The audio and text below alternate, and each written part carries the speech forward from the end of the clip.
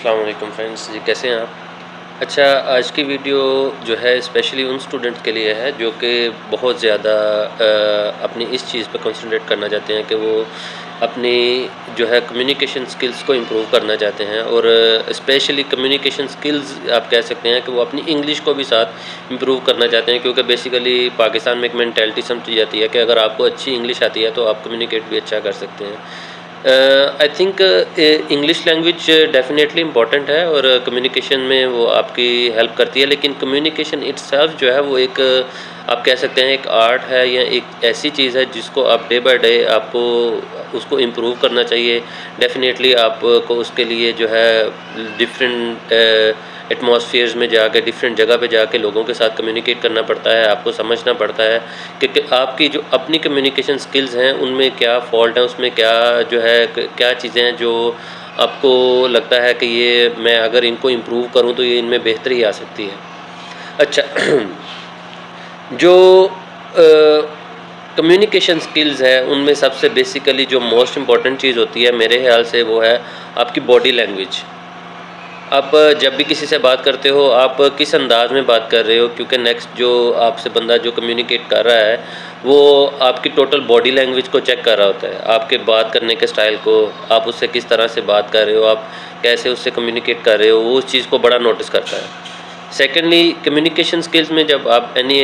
Example आप किसी के पास भी किसी मीटिंग में जा रहे हैं, किसी बिज़नेस मीटिंग में जा रहे हैं, तो उसके लिए आपकी जो है एक प्रिपरेशन होती है। ऑलवेज़ हम कहते हैं कि जाने से पहले हम सारा कुछ प्रिपेयर करके जाएंगे कि ये चीज़ कैसे करनी है, वो कैसे करना है। Anyway this is not so difficult. Obviously, if you are going somewhere, you have to prepare yourself. No matter you are going for the interview, or no matter you are going anywhere for the admission in the university or anywhere you can say, because obviously everywhere you need what is important. It's not, I think it's not English, it is communication skills. अगर आपको कोई भी language आती है, अगर आपको सिर्फ उर्दू भी आती है तो आपकी कम्युनिकेशन अच्छी है तो आप कहीं पे भी जाके आपको कोई भी किसी किस्म का इशू नहीं होगा। आई थिंक मोस्ट इम्पॉर्टेंटली आपको क्या चाहिए, आपको अपनी कम्युनिकेशन स्किल्स को इम्प्रूव करना चाहिए। कम्युनिकेशन स्किल्स को इम्प्रूव करने के लिए आपको अपनी तकरीबन 3 से 4 चीज़ों पे बहुत ज़्यादा कंसंट्रेट करना पड़ता है। फर्स्ट मोस्ट इम्पॉर्टेंट आपकी होती है बॉडी लैंग्वेज। आप कहीं पे भी जाते हैं आपको नर्वस फील नहीं करवाना चाहिए, आप जितना मर्ज़ी नर्वस हो रहे हैं, लेकिन नेक्स्ट बंदे को यही होना चाहिए कि ये बंदा कॉन्फिडेंट है। क्योंकि अगर आप इंटरव्यू के लिए जा रहे हैं, स्पेशली जॉब के लिए जा रहे हैं, तो उस बंदे को ये पता होना चाहिए ये बंदा मेंटली बहुत क्लियर है और इसको पता है ये किस जॉब के लिए है और इसने इस जॉब को कैसे हैंडल करना है। अच्छा जी, उसके बाद आ जाता है एक चीज़ आती है कि आपको आपके पास हर वक्त आपकी जेब में एक छोटी सी नोटबुक होनी चाहिए जिसमें आपको ये नोट करना पड़ता है कि आपका जो शेड्यूल है, आपने अगर इंटरव्यू देने के लिए जा रहे हैं, आपके पास आपकी सीवी है, आपकी प्रॉपर डॉक्यूमेंटेशन है, या वो जॉब क्राइटेरिया जहाँ पे आप जा रहे हैं वो जॉब किससे रेलिवेंट है, वो किस स्टैंडर्ड की जॉब है, वो एक जस्ट नॉर्मल जॉब है या किसी अच्छी कंपनी में किसी अच्छी पोस्ट की जॉब है। अगर तो किसी अच्छी पोस्ट की जॉब होगी तो उसकी प्रॉपर प्रिपरेशन होती है, लेकिन अगर आप नॉर्मल जगह पर जा रहे हैं नॉर्मल जॉब के लिए जस्ट फॉर टाइमिंग, तो ऑब्वियसली उसके लिए भी थोड़ी बहुत प्रिपरेशन होती ही है, लेकिन उसके लिए इतना ज़रूरी नहीं होता। एनीवे ये होगी आपकी सेकंड चीज़ कि एक आपकी प्रिपरेशन, एक आपकी नोटबुक और एक उसके बाद आपकी बॉडी लैंग्वेज। अच्छा, ये 3 चीज़ें आपकी हो गई। उसके बाद एक बहुत इंपॉर्टेंट चीज़ आ जाती है कि जब आप किसी भी बंदे के साथ कम्युनिकेट कर रहे हैं, आप उसके साथ आपका आई कॉन्टैक्ट कैसा है, आप उसके साथ आंखों में आंखें डाल के बात कर रहे हैं या आप बात करते वक्त हेसिटेट फील कर रहे हैं या आप नज़रें झुका लेते हैं। ये बंदे बहुत सी चीज़ें जो हैं वो आपकी चेक करते हैं कि ये बंदा कितना कॉन्फिडेंस है। ऑब्वियसली कॉन्फिडेंस लेवल जो है वो जब तक आपका अच्छा नहीं होगा, आपकी कम्युनिकेशन स्किल्स में बहुत ज़्यादा प्रॉब्लम्स आएंगी और आपको अपनी कम्युनिकेशन स्किल्स को अच्छा करने के लिए आपको ऑब्वियसली अपना जो है कॉन्फिडेंस लेवल जो है उसको इम्प्रूव करना पड़ेगा। अच्छा, उसके बाद सबसे ज़्यादा जो जब बॉडी लैंग्वेज की बात आती है तो आई थिंक बॉडी लैंग्वेज में साथ ये भी आ जाता है कि अगर फॉर एग्जांपल आप कहीं पे इंटरव्यू के लिए जा रहे हैं तो अगर आपकी ड्रेसिंग अच्छी है, आपका ड्रेसिंग कोड अच्छा है, आप अच्छे तरीके से ड्रेसिंग करके गए हैं, आपने अपने अच्छे तरीके से जो है लुक वगैरह अच्छे तरीके से मेंटेन किया है, फिर वहाँ पे गए हैं और इंटरव्यू के लिए जब आप जाते हैं तो ऑब्वियसली जब आप गुड लुकिंग तरीके से जाते हैं तो नेक्स्ट बंदे को ये होता है कि यार ये बंदा साफ़ सुथरा अच्छे तरीके से, जब भी अगर हमारी कंपनी को इसकी ज़रूरत पड़ेगी तो ये हमारी कंपनी को अच्छे तरीके से रिप्रेजेंट करेगा।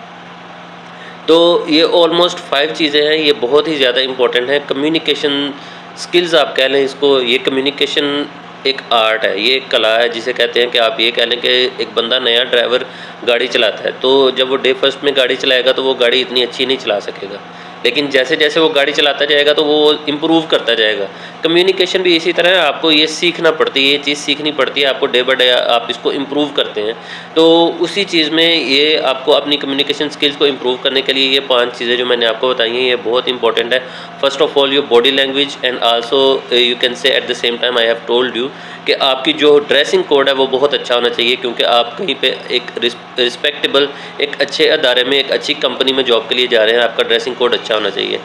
उसके बाद आ जाता है, मैंने आपको बताया कि आपका जो है आपको बिल्कुल भी कन्फ्यूज़ नहीं होना, आपकी जो है वॉइस थंबलिंग नहीं करनी चाहिए, आपको फुल कॉन्फिडेंट होना चाहिए। फिर उसके बाद आपने जब इंटरव्यू के लिए जाना है या कहीं भी किसी भी बिज़नेस मीटिंग के लिए जाना है, कहीं भी जाना है, ये एक्चुअली कम्युनिकेशन जो है ये आप एक छोटी सी चीज़ है। आप एन एग्जांपल ऐसे ही कर लें, आप दुकान से 10 रुपये की चीज़ खरीदने जाते हैं तो वो भी आप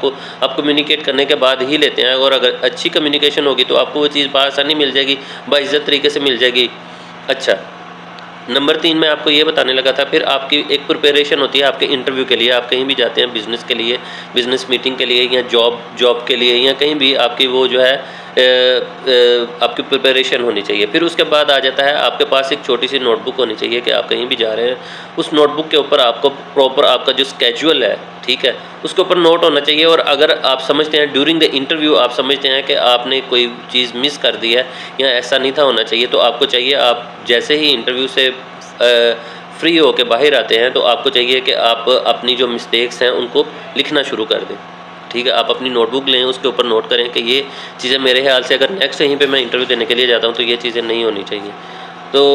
उसके बाद एट द एंड एक चीज़ आ जाती है कि आपके पास जो है, आप कहीं भी जाते हैं तो एक चीज़ है कि आपके चेहरे पे स्माइल होनी चाहिए।